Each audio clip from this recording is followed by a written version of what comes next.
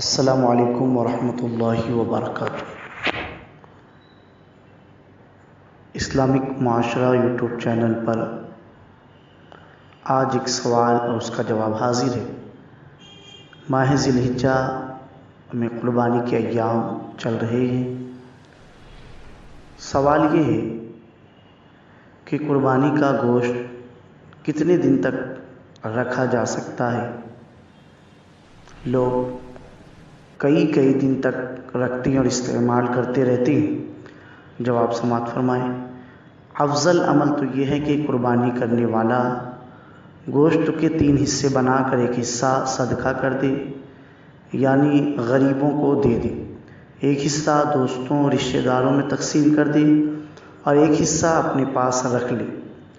اگر خود زیادہ ضرورت ہو تو زیادہ بھی رکھ سکتا ہے اور ضرورت کم ہو تو زیادہ صدقہ بھی کر سکتا ہے، بلکہ ہونا بھی یہی چاہیے کہ جتنا ہو سکے غریب غربا کو گوشت دیا جائے، چونکہ امیر لوگ تو سارا سال بھی کھاتے رہتے ہیں، لیکن غریب غربا جو سارا سال نہیں کھاتے ہیں وہ بھی عید کے ایام میں پیٹ بھر کر کھائیں گے تو اللہ تعالیٰ کی خوشنودی حاصل ہوگی۔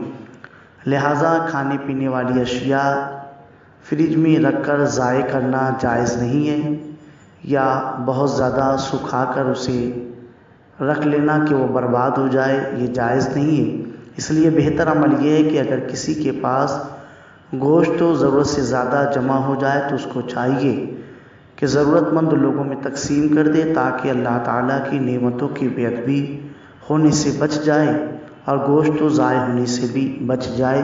لہٰذا اگر یہ بھرپور کوشش ہے کہ ہم اسے محفوظ رکھ سکتے ہیں تو آپ محفوظ رکھیں، ورنہ ضائع ہو جائے گا تو یہ گناہ ہے، جائز نہیں ہے۔